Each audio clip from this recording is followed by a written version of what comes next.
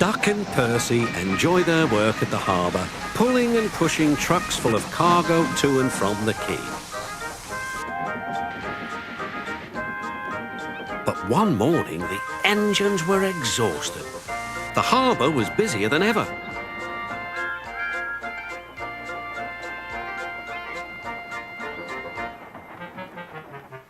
The Fat Controller promised that another engine would be found to help them. "Huh, it's about time," said Percy. "I ache so much I can hardly get my wheels to move," agreed Duck. They waited for the engine to arrive. It came as a shock when he did. "Good morning," squirmed Diesel in his oily voice. The two engines had not worked with Diesel for a long time. "What are you doing here?" gasped Duck. "Your worthy fat Sir Topham Hatt sent me," replied Diesel. "I hope you are pleased to see me again. I am to shunt some dreadfully tiresome trucks." "Shunt where?" said Percy suspiciously. "Where? Why, from here to there," purred Diesel, "and then again from there to here. Easy, isn't it?" With that, Diesel, as if to make himself quite clear, bumped some trucks hard. "Oh!" screamed the trucks. "Grrr!" growled Diesel. Percy and Duck were horrified. They did not trust Diesel at all. They refused to work and would not leave their shed. The Fat Controller was enjoying his tea and ice bun when the telephone rang. "So there's trouble in the Harbour Yard? I'll be there right away." Diesel was working loudly and alone. Cargo lay on the quay, ships and passengers were delayed. Everyone was complaining about the Fat Controller's railway.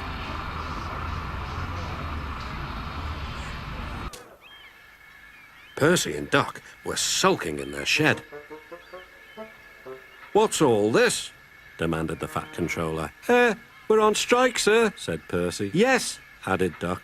"Beg pardon, sir, but we won't work with Diesel, sir." Then, in a quiet, hurt voice, he added, "You said you'd sent him packing, sir." "I have to give Diesel a second chance. I'm trying to help you by bringing Diesel here. Now you must help me. He was the only engine available." Percy and Duck went sadly back to work.